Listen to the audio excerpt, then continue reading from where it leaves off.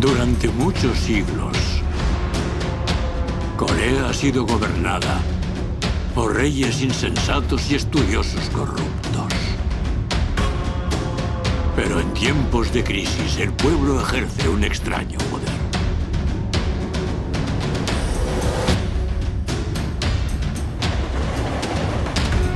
Lo mataremos en Harbin. ¿Podrás hacerlo? Yo también iré a Harbin.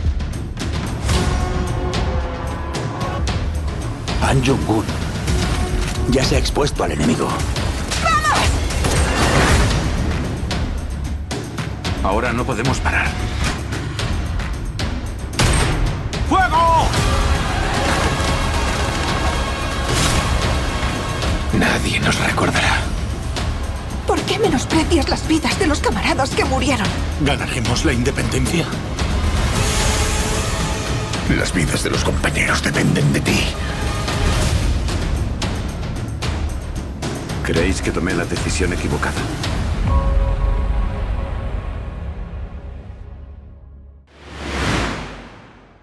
En las brumas del tiempo, donde los ecos de los grandes conflictos se desvanecen hasta convertirse en susurros, yace una guerra envuelta en un manto de indiferencia.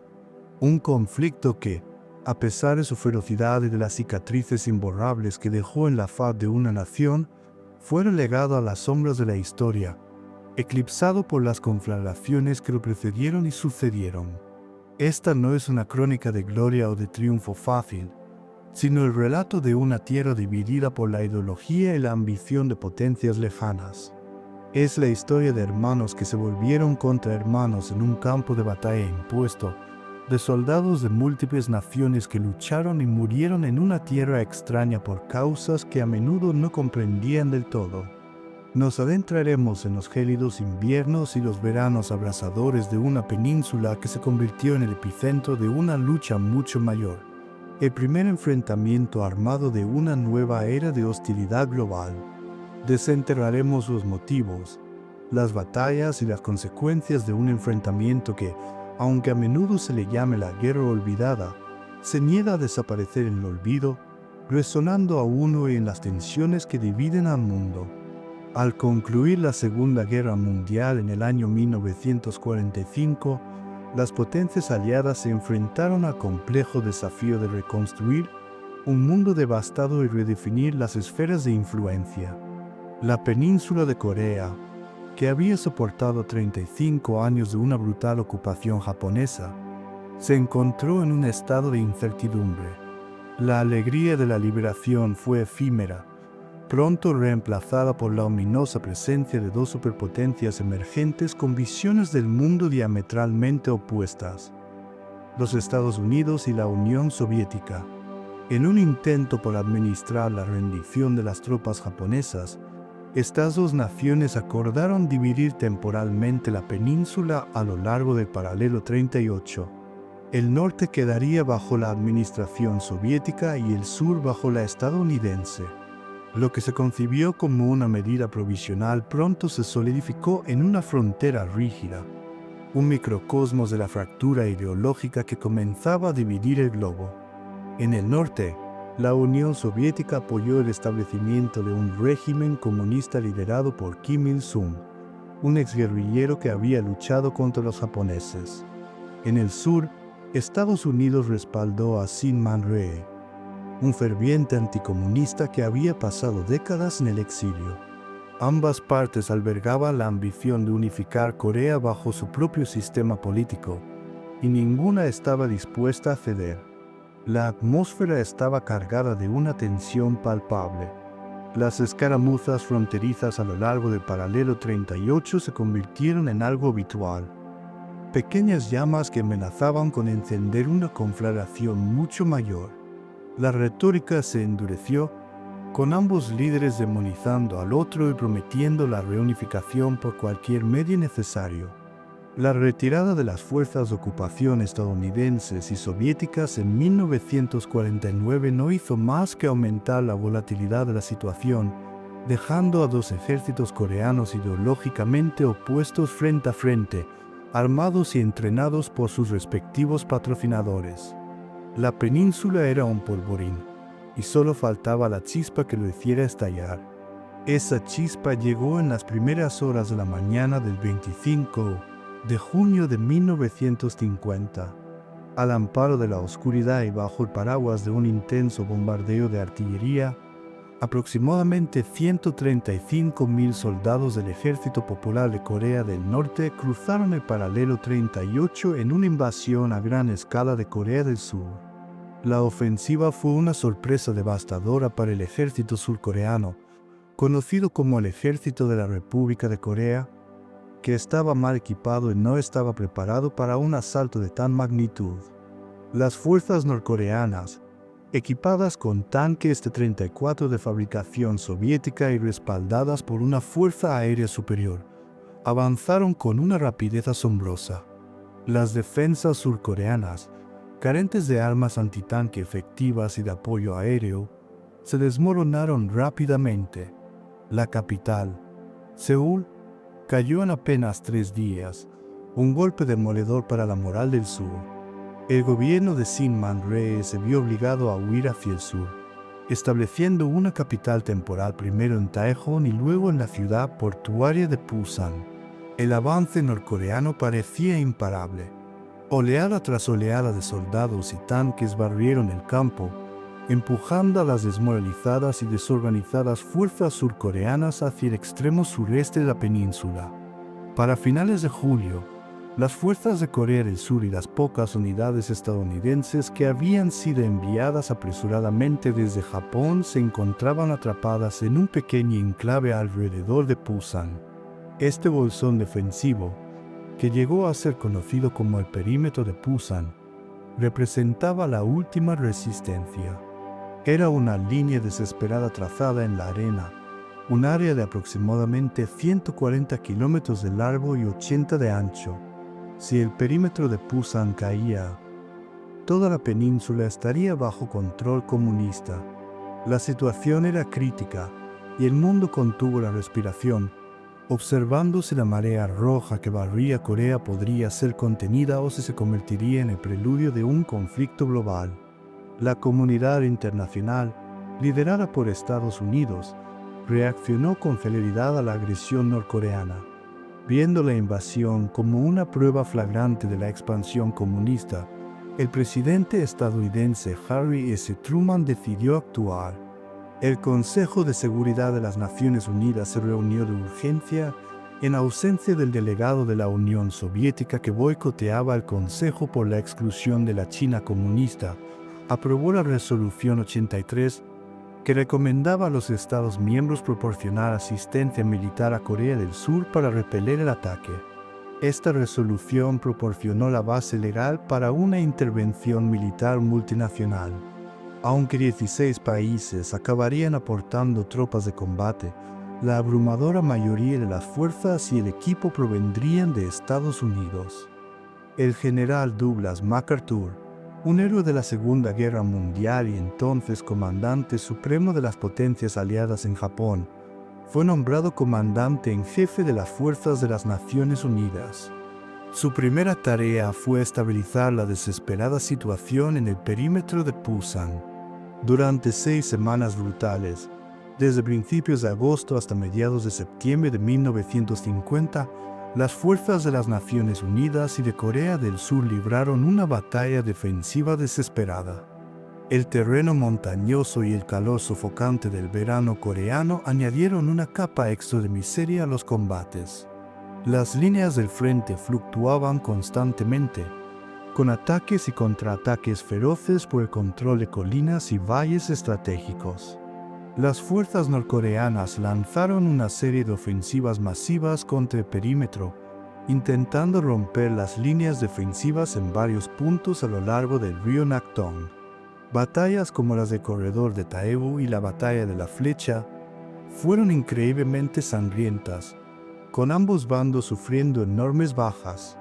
Sin embargo, la combinación de la tenaz resistencia de la infantería, el poder aéreo abrumador de las Naciones Unidas que castigaba las líneas de suministro norcoreanas y el refuerzo constante de tropas y material a través del puerto de Pusan, permitió a los defensores mantenerse firmes.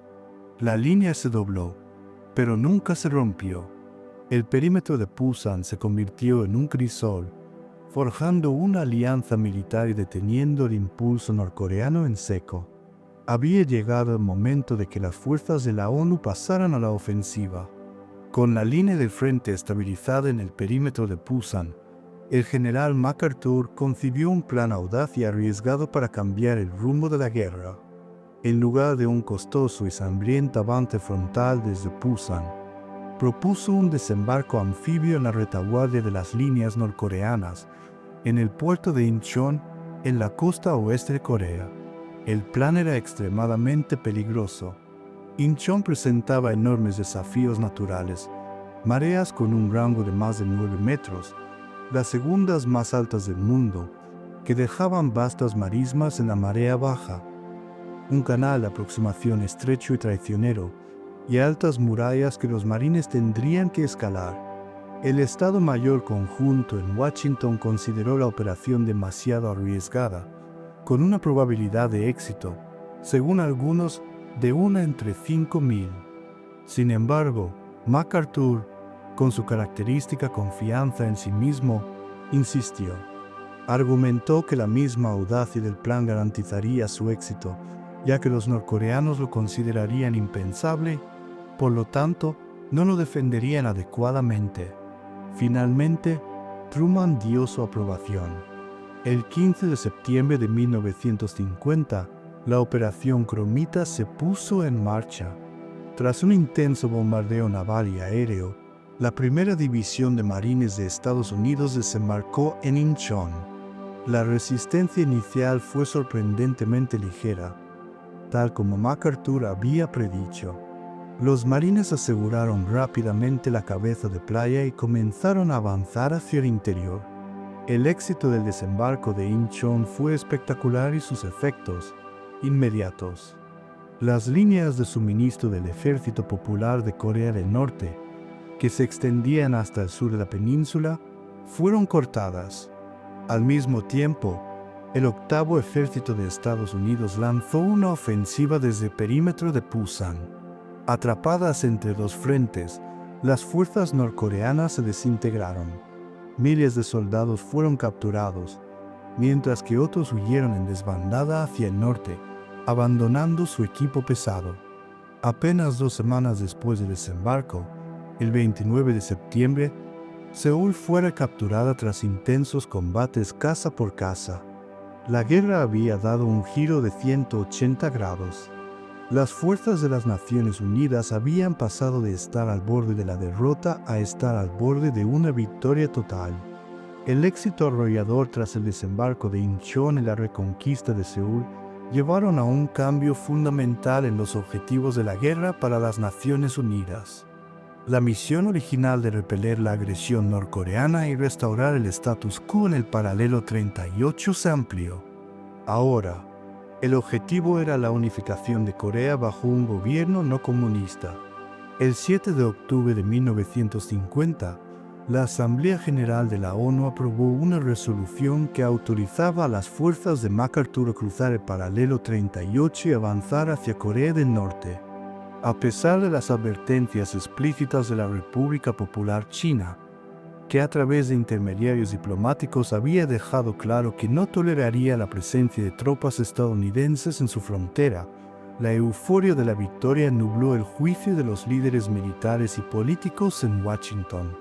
China, que acababa de salir de su propia y larga guerra civil, veía el avance de la ONU hacia el río Yalu, la frontera natural entre Corea del Norte y China, como una amenaza directa a su seguridad nacional. El líder chino, Mao Zedong, tomó la decisión de intervenir. A mediados de octubre, mientras las fuerzas de la ONU avanzaban triunfalmente por Corea del Norte, capturando la capital, Pyongyang, el 19 de octubre, cientos de miles de soldados del Ejército de Voluntarios del Pueblo Chino comenzaron a cruzar sigilosamente el río Yalu hacia Corea del Norte. Se movían principalmente de noche, ocultándose en las montañas y los bosques durante el día para evitar la detección por parte del reconocimiento aéreo de la ONU. Las primeras escaramuzas entre las fuerzas de la ONU y las tropas chinas ocurrieron a finales de octubre, pero la magnitud de la intervención china no fue comprendida de inmediato. MacArthur, desestimando los informes de inteligencia, aseguró a Truman que China no intervendría en fuerza y lanzó una ofensiva final para llegar a casa por Navidad el 24 de noviembre. La respuesta china fue devastadora. La noche del 25 de noviembre, una fuerza masiva de aproximadamente 300.000 soldados chinos lanzó un contraataque sorpresa a gran escala. Atacaron en oleadas, utilizando silbatos, cornetas y el sonido de los gongs para sembrar el caos y el pánico entre las filas de la ONU, que estaban dispersas y demasiado extendidas. Las fuerzas estadounidenses y surcoreanas, superadas en número y sorprendidas, fueron arrolladas. El 8º Ejército en el oeste y el 10º Cuerpo en el este se vieron obligados a iniciar una retirada caótica y desesperada hacia el sur, una de las más largas en la historia militar de Estados Unidos.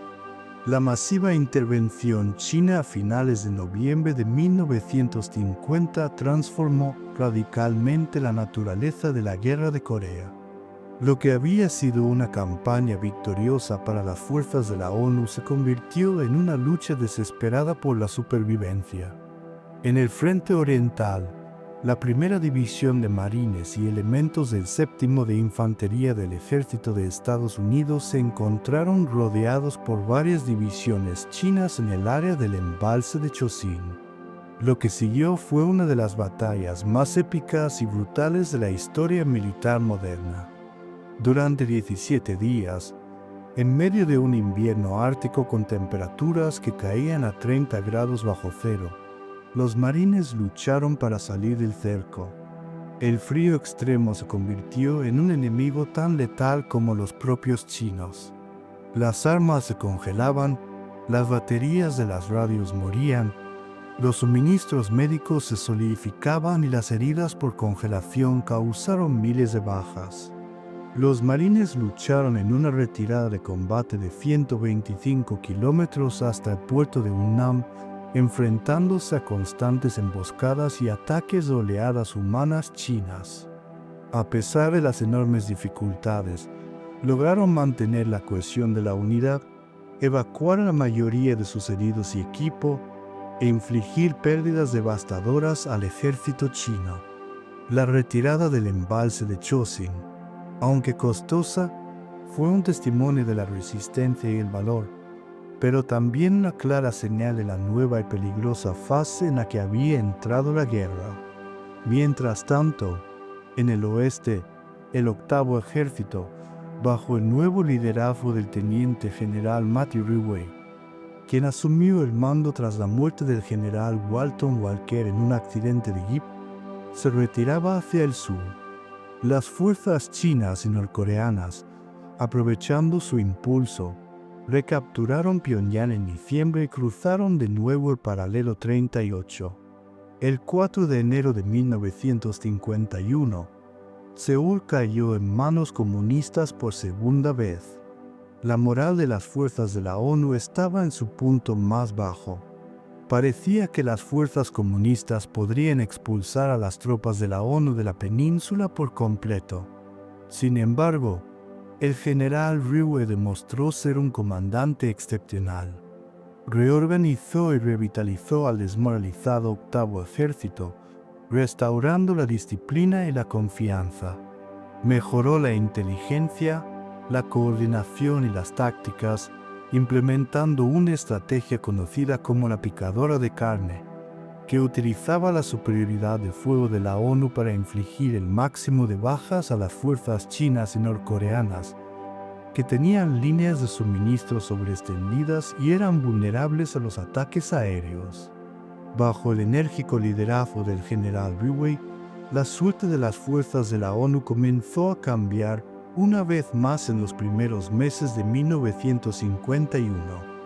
Rewey implementó una serie de ofensivas limitadas pero efectivas, como la Operación Thunderbolt y la Operación Lipe, diseñadas para recuperar terreno de forma metódica, lo que es más importante, para infligir un desgaste masivo a las fuerzas chinas y norcoreanas. La táctica de la picadora de carne demostró ser brutalmente eficaz. Aprovechando el dominio aéreo y la abrumadora potencia de fuego de la artillería de la ONU, las fuerzas de Rui avanzaban lentamente, obligando a los ejércitos comunistas a enfrentarse a ellos en condiciones desfavorables. Las bajas chinas y norcoreanas fueron astronómicas. Sus líneas logísticas, ya de por sí precarias y constantemente hostigadas desde el aire, no podían sostener ofensivas prolongadas lejos de sus bases. En marzo de 1951, las fuerzas de la ONU recapturaron Seúl por segunda vez, aunque la ciudad quedó reducida a escombros. Para la primavera de 1951, la línea del frente se había estabilizado aproximadamente a lo largo del paralelo 38, muy cerca de donde había comenzado la guerra. La fase de maniobras rápidas y grandes avances territoriales había terminado. La guerra entró en una nueva y prolongada fase de estancamiento. Ambos bandos cavaron extensas redes de trincheras, búnkeres y fortificaciones a lo largo de la línea de contacto, creando un paisaje que recordaba inquietantemente al frente occidental de la Primera Guerra Mundial. La guerra se convirtió en una brutal lucha de desgaste por el control de colinas y puestos de avanzada sin nombre, lugares que se hicieron infames por la ferocidad de los combates y el número de vidas que se cobraron. Colinas como Po Chav Hill, Harblagery y Vladiri. La vida en las trincheras era una miserable rutina de patrullas nocturnas, bombardeos de artillería constantes, fuego de francotiradores y asaltos sangrientos para ganar unos pocos metros de terreno que a menudo se perdían al día siguiente. Los soldados de ambos bandos soportaron condiciones extremas, desde el frío glacial del invierno hasta el calor húmedo y las lluvias monzónicas del verano. La guerra se había convertido en un punto muerto sangriento, una lucha de voluntades sin un final claro a la vista. Mientras los combates se estancaban en un punto muerto en el frente, la guerra se extendía a los cielos de Corea en una contienda igualmente crucial. Desde el principio, las Naciones Unidas gozaron de una superioridad aérea casi total, lo que les permitió bombardear las líneas de suministro, las concentraciones de tropas y la infraestructura industrial de Corea del Norte con relativa impunidad. Los bombarderos B-29, escoltados por cazas como el F-80 Shooting Star y el F-84 Thunderhead, llevaron a cabo una campaña de bombardeo estratégico que devastó las ciudades y pueblos norcoreanos. Sin embargo, la entrada de la Unión Soviética en la contienda aérea, aunque no oficial, cambió drásticamente la dinámica. Pilotos soviéticos volando cazas a reacción Mi-15 de última generación con marcas chinas o norcoreanas, comenzaron a operar desde bases en Manchuria, justo al otro lado del río Yalu. Esto creó una zona en el noroeste de Corea, apodada Mirale por los pilotos de la ONU, que se convirtió en el escenario de las primeras batallas a gran escala entre aviones a reacción de la historia. El Mi-15 era un avión formidable, superior en algunos aspectos, como la velocidad de ascenso y el techo de servicio, al principal caza reacción estadounidense de la época, el F-86 Sabre. Los pilotos estadounidenses, muchos de ellos veteranos de la Segunda Guerra Mundial, se encontraron en una lucha reñida por el control de los cielos. Las batallas aéreas en Mirale eran rápidas, complejas y mortales. Escuadrones de sabres y MiG se enfrentaban en combates a alta velocidad, con los pilotos dependiendo de su habilidad, trabajo en equipo y la capacidad de sus aviones. Aunque los pilotos soviéticos eran muy experimentados, los pilotos de sabre, mejor entrenados en tácticas de combate aéreo en formación y a menudo volando aviones con mejores miras y un fuselaje más resistente, lograron mantener una ventaja, logrando un ratio de derribos favorable. El control de mira le era vital. Si los MiGs hubieran logrado establecer la superioridad aérea, habrían podido amenazar las operaciones de bombardeo de la ONU e incluso proporcionar cobertura aérea para las fuerzas terrestres comunistas. La exitosa defensa de los cielos por parte de los pilotos de Sabre aseguró que las fuerzas terrestres de la ONU no tuvieran que preocuparse por los ataques aéreos enemigos y permitió que la campaña de interdicción contra las líneas de suministro comunistas continuara sin cesar, un factor clave en el estancamiento de la guerra en tierra. La creciente frustración por el estancamiento de la guerra y las enormes bajas llevaron a un profundo desacuerdo entre el presidente Truman y el general MacArthur. MacArthur, un comandante acostumbrado a la victoria total, abogaba por una expansión de la guerra. Propuso un bloqueo naval de la costa china, el bombardeo de bases industriales y militares en Manchuria e incluso el uso de armas nucleares contra objetivos chinos. También sugirió el uso de las fuerzas nacionalistas chinas de Chiang Kai-shek, que se encontraban en Taiwán, para abrir un segundo frente en el sur de China. Estas propuestas eran radicalmente opuestas a la política de guerra limitada de la administración Truman.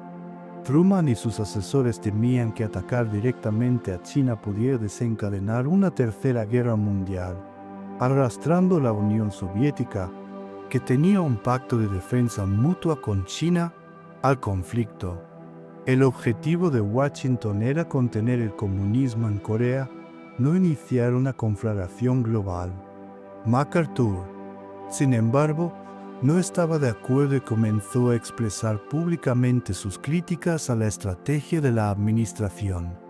En varias ocasiones, emitió comunicados y cartas que desafiaban directamente la autoridad del presidente y socavaban los esfuerzos diplomáticos para negociar la paz.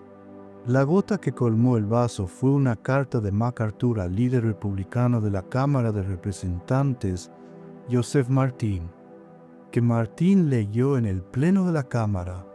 En la carta, MacArthur criticaba duramente la política de guerra limitada de Truman, afirmando que no hay sustituto para la victoria. Esta flagrante insubordinación fue un desafío directo a la tradición estadounidense del control civil sobre las Fuerzas Armadas. Truman, ante ese desafío a su autoridad como comandante en jefe, no tuvo más remedio que actuar. El 11 de abril de 1951, el presidente Harry S. Truman relevó al general Douglas MacArthur de su mando en Corea, reemplazándolo por el general Matthew Ridgway. La decisión fue muy impopular en Estados Unidos. MacArthur regresó a casa como un héroe, recibido por desfiles multitudinarios y un discurso ante el Congreso. Sin embargo, a pesar de la controversia, la destitución de MacArthur reafirmó un principio fundamental del gobierno estadounidense y evitó una posible y peligrosa escalada del conflicto. Con Ridgway al mando, la estrategia de guerra limitada continuó y el enfoque se desplazó hacia la búsqueda de un final negociado para el conflicto. Con la guerra estancada en el campo de batalla y la opinión pública en los países de la ONU cada vez más cansada del conflicto, se iniciaron las conversaciones de paz. Las primeras negociaciones comenzaron en julio de 1951 en la ciudad de Kaesong, situada en la línea del frente, pero pronto se trasladaron a la aldea de Panmunjom. El proceso de negociación fue increíblemente largo, arduo y a menudo frustrante, prolongándose durante 2 años mientras los combates continuaban en el frente. Las conversaciones estuvieron plagadas de disputas propagandísticas, acusaciones y una profunda desconfianza mutua. Ambos bandos utilizaron las negociaciones como otra forma de hacer la guerra, intentando obtener en la mesa de negociaciones lo que no podían ganar en el campo de batalla. Uno de los principales obstáculos fue la cuestión de la línea de demarcación. Las Naciones Unidas insistían en una línea basada en la posición de las fuerzas militares en el momento del armisticio, que les era favorable, mientras que los comunistas exigían el regreso al paralelo 38. Finalmente, se acordó una línea de demarcación militar que seguía la línea del frente existente, creando una zona desmilitarizada de 4 kilómetros de ancho que serpentea a través de la península. Sin embargo, el escollo más difícil y prolongado fue la cuestión de la repatriación de los prisioneros de guerra. Las Naciones Unidas, adhiriéndose al principio de no repatriación forzosa, insistieron en que los prisioneros chinos y norcoreanos en sus campos deberían poder elegir si regresar a sus países de origen o no. Esto fue un punto de conflicto importante, ya que un gran número de prisioneros, muchos de los cuales eran antiguos soldados nacionalistas forzados a luchar en el ejército chino, indicaron que no deseaban ser repatriados. Para los comunistas, esto era una afrenta inaceptable y una humillación propagandística. Se negaron rotundamente a aceptar la repatriación voluntaria, exigiendo que todos sus prisioneros fueran devueltos. Este punto muerto prolongó la guerra durante más de un año, durante el cual decenas de miles de soldados murieron en las batallas de desgaste en el frente. Mientras tanto, las condiciones en los campos de prisioneros de guerra de ambos bandos eran a menudo brutales. En los campos de la ONU, especialmente en la isla de Kōge, los prisioneros comunistas leales organizaron levantamientos violentos y motines, mientras que los prisioneros anticomunistas se enfrentaron a ellos en una guerra interna. Mientras los diplomáticos discutían en Panmunjom, los soldados continuaban luchando y muriendo en las trincheras. El periodo de estancamiento, desde mediados de 1951 hasta el verano de 1953, fue una fase particularmente cruel y sangrienta de la guerra. Aunque no hubo grandes movimientos de tropas como en la primera fase del conflicto, los combates fueron constantes e increíblemente intensos. La guerra se redujo a una serie de batallas locales por el control de características geográficas específicas, colinas, crestas y puestos de avanzada que ofrecían una ventaja táctica o simplemente se convirtieron en símbolos de la determinación de cada bando.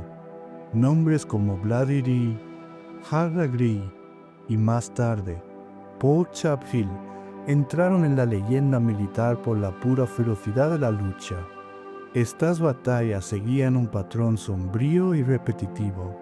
Un bando lanzaba un asalto masivo, precedido por un intenso bombardeo de artillería, para tomar una posición. Los defensores respondían con su propia artillería y fuego de ametralladoras. Los combates a menudo degeneraban en brutales enfrentamientos cuerpo a cuerpo con bayonetas y granadas de mano. La colina podía cambiar de manos varias veces en un solo día, con un coste humano terrible. Cada metro de terreno se ganaba con sangre. En Harbrakri, por ejemplo, los combates duraron más de un mes en el otoño de 1951, con miles de bajas en ambos bandos por una cresta montañosa de pocos kilómetros de largo. Más tarde, en 1953, mientras las negociaciones de paz se acercaban a su fin, los chinos lanzaron una serie de ofensivas para mejorar su posición final en la línea de demarcación. La batalla por Po Chap Hill en abril y julio de 1953 fue un ejemplo clásico de estas batallas de finales de la guerra. Las fuerzas estadounidenses y chinas lucharon encarnizadamente por esta colina sin importancia estratégica, simplemente para demostrar su resolución y no ceder terreno en las etapas finales de las negociaciones. Esta fase de la guerra de trincheras y desgaste tuvo un profundo impacto psicológico en los soldados.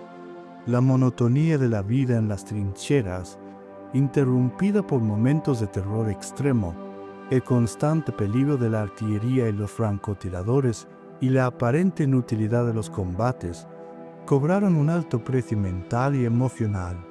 Finalmente, varios factores convergieron para romper el punto muerto en las negociaciones de paz. La muerte de Joseph Stalin en marzo de 1953 introdujo una nueva incertidumbre en el bloque comunista y puede haber hecho que los líderes soviéticos y chinos estuvieran más dispuestos a poner fin al conflicto. Además, el recién elegido presidente de Estados Unidos, Dwight D. Eisenhower, que había hecho campaña con la promesa de poner fin a la guerra, aumentó la presión. Eisenhower insinuó públicamente la posibilidad de utilizar armas nucleares si no se llegaba a un acuerdo, una amenaza que, aunque su efectividad es debatida por los historiadores, probablemente contribuyó a la sensación de urgencia. En Panmunjom, los negociadores finalmente llegaron a un compromiso sobre la espinosa cuestión de los prisioneros de guerra. Se acordó la creación de una comisión de repatriación de naciones neutrales que supervisaría a los prisioneros que se negaban a ser repatriados, dándoles un periodo para cambiar de opinión antes de ser liberados. Con este último obstáculo superado, el camino hacia un armisticio estaba despejado. El 27 de julio de 1953, en Panmunjom, los representantes militares de las Naciones Unidas, por un lado, y del Ejército Popular de Corea y del Ejército de Voluntarios del Pueblo Chino, por el otro, firmaron el Acuerdo de Armisticio de Corea. Es importante señalar que Corea del Sur, cuyo presidente Sin Man-rae se oponía a cualquier acuerdo que dejara a Corea dividida, se negó a firmar el armisticio, aunque aceptó acatarlo. El acuerdo puso fin a los combates, estableció la zona desmilitarizada, DMZ, a lo largo de la línea del frente final y formalizó los arreglos para el intercambio de prisioneros de guerra.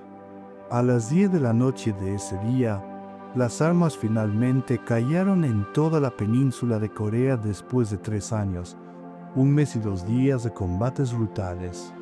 Sin embargo, el armisticio no fue un tratado de paz. Fue, y sigue siendo, simplemente un alto el fuego. Técnicamente, la guerra de Corea nunca ha terminado. Las dos Coreas permanecen en estado de guerra, separadas por la frontera más fortificada del mundo, un legado tangible y peligroso de un conflicto que se niega a ser consignado al pasado.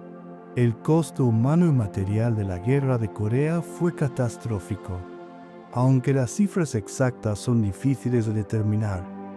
Se estima que las bajas totales, incluyendo militares y civiles, superan los 3 millones.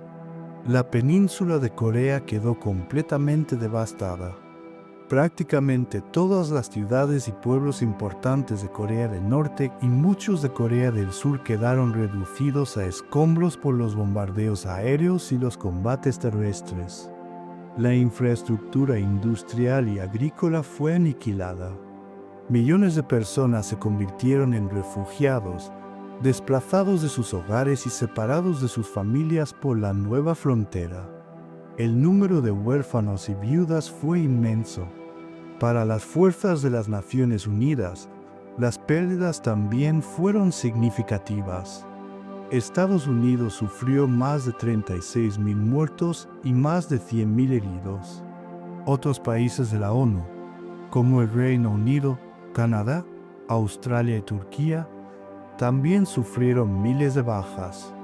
Para China, el costo fue aún mayor, con estimaciones de cientos de miles de muertos, aunque Pekín nunca ha publicado cifras oficiales. Políticamente, la guerra solidificó la división de Corea, una división que persiste hasta el día de hoy. La zona desmilitarizada se convirtió en un símbolo permanente de la Guerra Fría, una herida abierta en el corazón de Asia Oriental. En el norte, Kim Il-sung consolidó su poder, creando un Estado totalitario, aislado y altamente militarizado, centrado en un culto a la personalidad y en la ideología juche de autosuficiencia. En el sur, aunque la guerra preservó su independencia, el camino hacia la democracia fue largo y difícil, marcado por décadas de gobierno autoritario antes de que finalmente surgiera una democracia vibrante. A nivel mundial, la Guerra de Corea tuvo profundas consecuencias. Demostró la determinación de Estados Unidos de contener la expansión del comunismo, pero también estableció el precedente de las guerras limitadas en la era nuclear. Aceleró la carrera armamentista de la Guerra Fría, lo que llevó a un aumento masivo del gasto en defensa en Estados Unidos y en todo el mundo. Fortaleció la alianza de la OTAN, ya que los países de Europa Occidental temían que la agresión en Corea pudiera ser un presagio de un ataque soviético en Europa. También condujo a la firma del Tratado de Defensa Mutua entre Estados Unidos y la República de China en Taiwán y solidificó el papel de Estados Unidos como potencia militar dominante en la región de Asia y el Pacífico.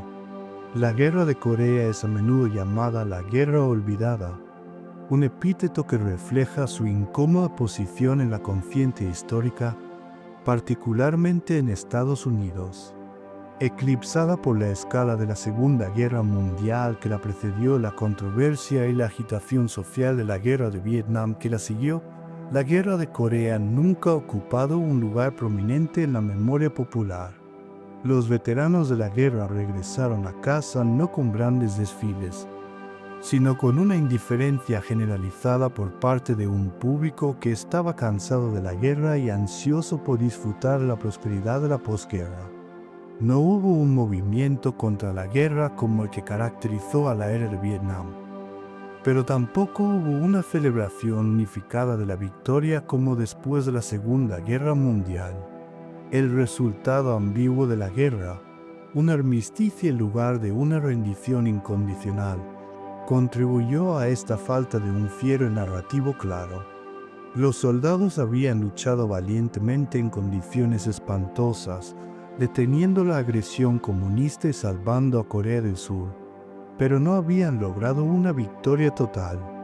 El conflicto se desvaneció de los titulares, y sus lecciones y sacrificios fueron a menudo pasados por alto. Sin embargo, para los coreanos, la guerra está lejos de ser olvidada. Es el acontecimiento definitorio de su historia moderna, una herida nacional que nunca ha sanado por completo. La división de la península es una realidad diaria, una fuente constante de dolor para las innumerables familias que quedaron separadas por la zona desmilitarizada. La amenaza de un nuevo conflicto sigue siendo palpable, con las dos Coreas técnicamente todavía en guerra y manteniendo enormes ejércitos frente a lo largo de la DMZ. En las últimas décadas, ha habido un esfuerzo creciente por recordar y honrar a los veteranos de la Guerra de Corea.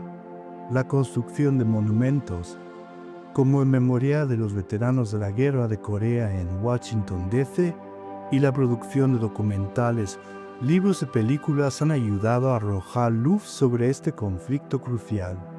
La guerra puede haber sido olvidada por muchos, pero su legado perdura. Es un recordatorio sombrío de los peligros de la división ideológica, de la facilidad con que los conflictos locales pueden convertirse en contiendas internacionales y del terrible costo humano de la guerra, incluso de aquellas que no terminan con una victoria clara o una paz duradera. La península de Corea sigue siendo uno de los puntos más volátiles del planeta, un testamento duradero de una guerra que, aunque relegada a las sombras de la historia, todavía proyecta una larga y ominosa sombra sobre el mundo. La Guerra de Corea fue un conflicto de primicias y paradojas. Fue la primera gran prueba de fuego para la recién formada Organización de las Naciones Unidas, que por primera vez autorizó una intervención militar multinacional para repeler una agresión. Fue el primer conflicto armado importante de la Guerra Fría, estableciendo el patrón de guerras por delegación en las que las superpotencias se enfrentarían indirectamente en los campos de batalla del llamado Tercer Mundo.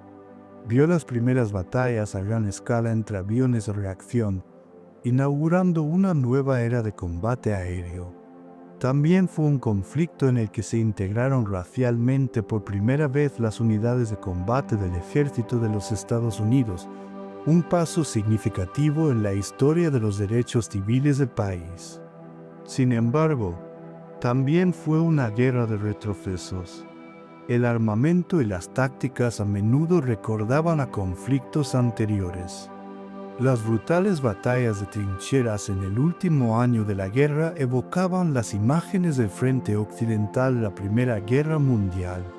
El conflicto demostró los límites de poderío militar estadounidense en la era nuclear. A pesar de su abrumadora superioridad económica y tecnológica, Estados Unidos no pudo lograr una victoria decisiva contra un enemigo determinado y apoyado por sus vecinos. La guerra introdujo en el léxico estadounidense el concepto de guerra limitada, una idea frustrante para una nación acostumbrada a la guerra total y a la rendición incondicional. El legado de la guerra en la península coreana es profundamente ambivalente. Por un lado, la intervención de la ONU salvó a Corea del Sur de ser absorbida por un régimen totalitario.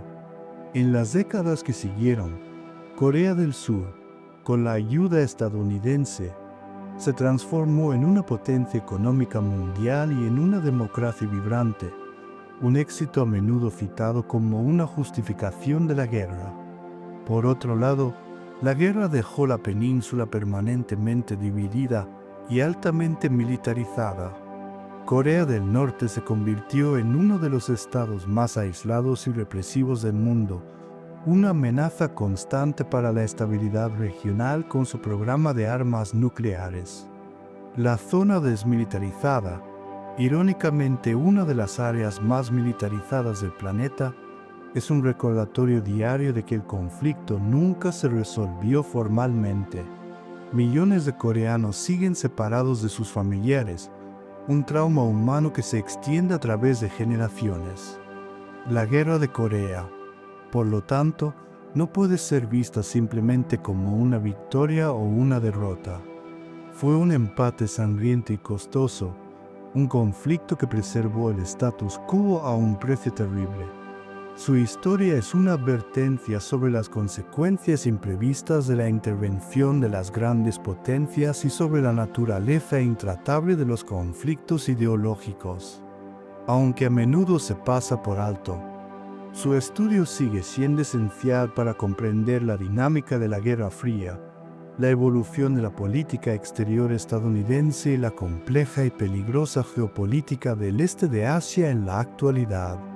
La guerra olvidada es, en realidad, una guerra cuyas repercusiones todavía se sienten con fuerza, una historia inacabada cuyo capítulo final aún no se ha escrito. La experiencia del soldado común en la Guerra de Corea fue una de extrema dureza y resiliencia. Para la mayoría de las tropas de la ONU, especialmente los estadounidenses, Corea era una tierra desconocida lejana. Llegaron a un país de paisajes austeros, con montañas escarpadas y valles estrechos, y un clima de extremos brutales. Soportaron inviernos con temperaturas bajo cero y vientos cortantes que causaron tantas bajas por congelación como por el combate. Luego, en verano, se enfrentaron a un calor sofocante, una humedad agobiante y lluvias monzónicas que convertían el terreno en un mar de lodo.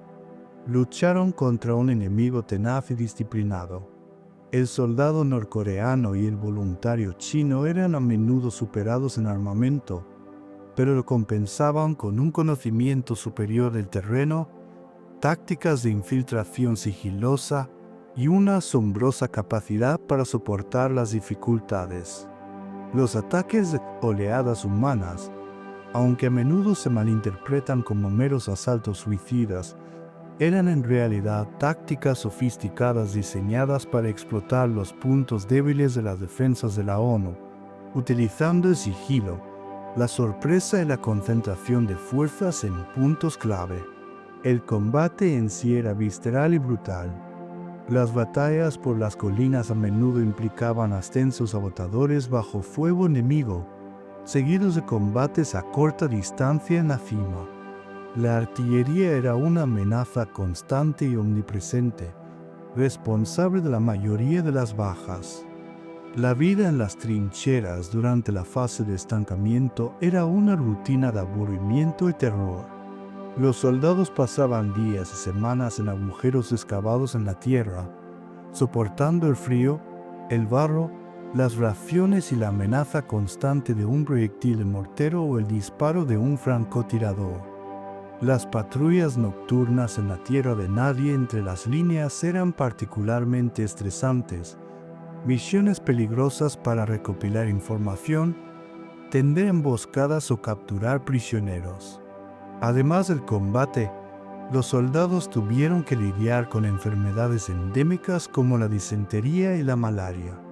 La atención médica, aunque mejoró a lo largo de la guerra con el uso extensivo de helicópteros para la evacuación médica, a menudo se veía obstaculizada por el terreno y las condiciones meteorológicas.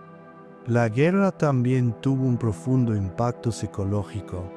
El constante estrés del combate, la visión de la muerte y la destrucción, y la naturaleza ambigua de los objetivos de la guerra cobraron un alto precio en la salud mental de muchos soldados. Sin embargo, en medio de la brutalidad, también hubo momentos de camaradería y valor extraordinario. Los soldados forjaron lazos increíblemente fuertes con sus compañeros, dependiendo unos de otros para su supervivencia. Historias de heroísmo, sacrificio y resistencia abundan en los anales de la guerra, desde la épica retirada de los marines en Chosin hasta las innumerables acciones anónimas de valentía en las colinas sin nombre. Para los veteranos, el regreso a casa fue a menudo una experiencia anticlimática y aislante. A diferencia de los veteranos de la Segunda Guerra Mundial, no fueron recibidos como héroes que regresaban de una victoria clara. Su guerra era mal entendida y rápidamente olvidada por un público que quería seguir adelante. Muchos lucharon en silencio con las cicatrices físicas y psicológicas de su servicio. La experiencia del soldado en Corea es un testimonio de la capacidad humana para soportar las condiciones más extremas y luchar con valor en circunstancias a menudo confusas y aparentemente inútiles. La narrativa de la Guerra de Corea no estaría completa sin considerar el papel crucial y a menudo subestimado de las mujeres y los civiles. La guerra no se libró únicamente en los campos de batalla. Devastó la totalidad de la sociedad coreana y los civiles fueron sus principales víctimas. Se estima que más de 2 millones de civiles coreanos del norte y del sur murieron durante el conflicto. Fueron víctimas de los bombardeos, los combates terrestres, las masacres y las privaciones. Millones más se convirtieron en refugiados, huyendo de sus hogares con solo lo que podían llevar a cuestas. La imagen de interminables columnas de refugiados obstruyendo las carreteras, llevando a sus hijos y sus escasas posesiones, es una de las imágenes más perdurables y trágicas de la guerra. Estas poblaciones desplazadas enfrentaron el hambre, las enfermedades y la constante amenaza de la violencia. Las familias fueron destrozadas, no solo por la muerte, sino también por la repentina y brutal división del país. Hermanos se encontraron luchando en bandos opuestos. Padres fueron separados de sus hijos y esposos de sus esposas. El armisticio solidificó esta separación, dejando a millones de personas sin saber el destino de sus seres queridos al otro lado de la DMZ, una tragedia que continúa hasta el día de hoy. Las mujeres coreanas soportaron una carga particularmente pesada. Con los hombres en el frente, ellas se convirtieron en las únicas proveedoras y protectoras de sus familias. Lucharon por encontrar comida, refugio y seguridad para sus hijos en medio del caos. Muchas mujeres también se involucraron directamente en el esfuerzo de guerra, trabajando en fábricas, como enfermeras o en cuerpos auxiliares. Trágicamente, muchas también fueron víctimas de la violencia sexual a manos de soldados de todos los ejércitos involucrados. En el contexto de las fuerzas de la ONU, las mujeres también desempeñaron papeles vitales, aunque a menudo en la retaguardia. Las enfermeras del ejército de los Estados Unidos, por ejemplo, sirvieron con distinción en los hospitales quirúrgicos móviles del ejército, más a menudo cerca de las líneas del frente, trabajando en condiciones primitivas y bajo una inmensa presión. Salvaron innumerables vidas, perfeccionando las técnicas de la medicina de trauma que revolucionarían la atención de emergencia. Su coraje y profesionalismo en medio del horror de la guerra fueron un testimonio de su dedicación. La historia de la Guerra de Corea es, por tanto, también la historia de la supervivencia y la resiliencia de la población civil. Es la historia de la gente común atrapada en el torbellino de la geopolítica de las grandes potencias, cuya vida fue irrevocablemente alterada por un conflicto que no iniciaron. Su sufrimiento y su perseverancia son una parte integral y esencial del legado de la guerra. El final de la Guerra de Corea en 1953 no trajo la paz, sino una tregua armada y tensa que ha definido la península durante más de 70 años. El acuerdo de armisticio fue concebido como una medida temporal, que sería seguida por una conferencia política para negociar un acuerdo de paz permanente. Esa conferencia, celebrada en Ginebra en 1954, fracasó. Ambas partes se mantuvieron firmes en sus posiciones, y la esperanza de una reunificación pacífica se desvaneció. Desde entonces, la zona desmilitarizada de DMZ ha permanecido como la frontera de facto entre las dos Coreas. A pesar de su nombre, es una de las fronteras más fuertemente militarizadas del mundo, una franja de tierra de 4 kilómetros de ancho y 250 de largo, sembrada de minas terrestres, rodeada de alambre de espino y vigilada por casi 2 millones de soldados a ambos lados. La DMZ es un recordatorio físico y constante de la división y la hostilidad. A lo largo de las décadas, la tregua ha sido frágil, marcada por numerosos incidentes y provocaciones.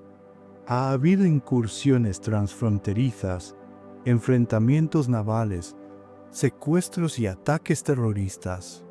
Incidentes como la captura del buque de inteligencia estadounidense USS Pueblo en 1968, el incidente del hacha en Panmunjom en 1976, en el que 2 oficiales del ejército estadounidense fueron asesinados por soldados norcoreanos, y el bombardeo de la isla de Yeonpyeong por parte de Corea del Norte en 2010, han llevado la península al borde de una nueva guerra en varias ocasiones.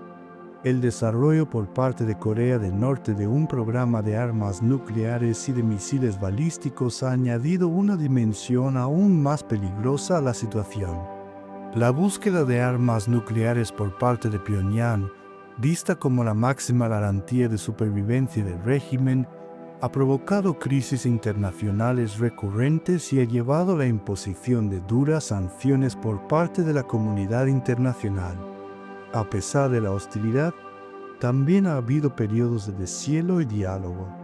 Se han celebrado varias cumbres intercoreanas que han dado lugar a proyectos de cooperación económica, como el complejo industrial de Kaesong, y a reuniones de familias separadas, momentos emotivos pero fugaces de reconciliación. Sin embargo, estos periodos de acercamiento han sido a menudo efímeros, seguidos por nuevas tensiones y provocaciones.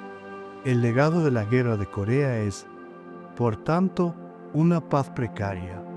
Es una guerra sin fin, una herida congelada en el tiempo. La división de la península y la amenaza constante de un conflicto renovado siguen siendo uno de los desafíos de seguridad más complejos y peligrosos del mundo. Para el pueblo coreano, el legado es una tragedia nacional, un anhelo constante de reunificación y una vida vivida bajo la sombra de una guerra que nunca terminó realmente. La esperanza de una paz duradera y de la reconciliación sigue viva, pero el camino para lograrla sigue siendo incierto y plagado de peligros, una consecuencia directa de 3 años de conflicto brutal que definieron el destino de una nación.